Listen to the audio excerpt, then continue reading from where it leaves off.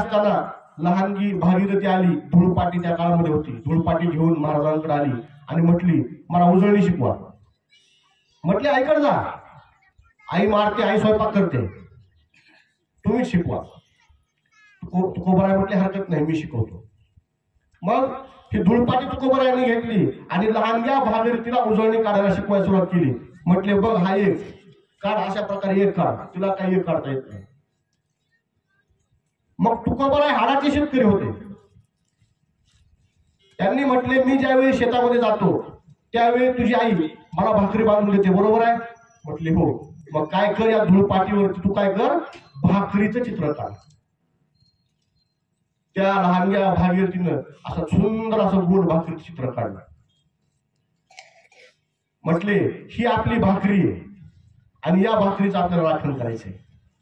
या भाकरीवर आक्रमण होत राहणार आहे. या भाकरीचं आपल्याला राखण करायची आहे आणि याच्यासाठी, या भाकरीच्या संरक्षणासाठी आपण शेतामध्ये काय नेतो सोबत? तिने सांगितलं काठी. हा, मग ही काठी काय कर, या भाकरीला अशी चिटकवून ठेवली.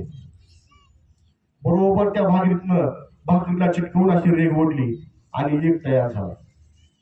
भागीरथीला एक लिहायला आला, तिला आनंद झाला.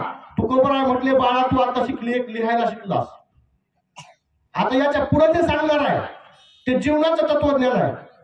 हा जो एक आहे ना, सुरुवात याच्यापासूनच आहे, शेवट याच्या जवळच आहे. या पृथ्वीच्या तलावर जे काही आहे ते सगळं एकच आहे. एको देव सर्व भूतेशी गुडा, त्याच्याशिवाय वेगळं काहीच नाही. म्या बोलविल्या वेद बोले, म्या चालविल्या सुरू चाले, म्या हालविल्या प्राण हालवे, ऐसा जगात चाळे. या भगवंताशिवाय दुसरं काहीच या पृथ्वीतलावरती नाही. एकच देव या पृथ्वीतलावरती आहे, हे अंतिम सत्य आहे. भागीरथी आनंदित झाली.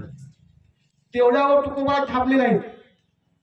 म्हटले जेवढ्या संख्या आहेत त्या सगळ्या संख्या या एकातूनच तयार होतात. म्हटले ही भाकरी आहे, एक भाकरी.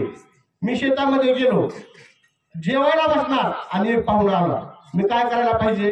भाकरी लपवून ठेवायला पाहिजे, पाहुणा गेला की नंतर जेवायला पाहिजे, बरोबर नाही?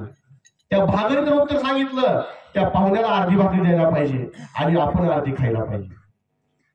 मग तुकोबरायने सांगितलं आता काय कर, की भाकरी अर्धी तोड, अर्धी भाकरी पाहुण्याला देऊन टाक आणि अर्ध्या भाकरीच्या खाली काठी आडवी ठेव. झाले दोन तयार.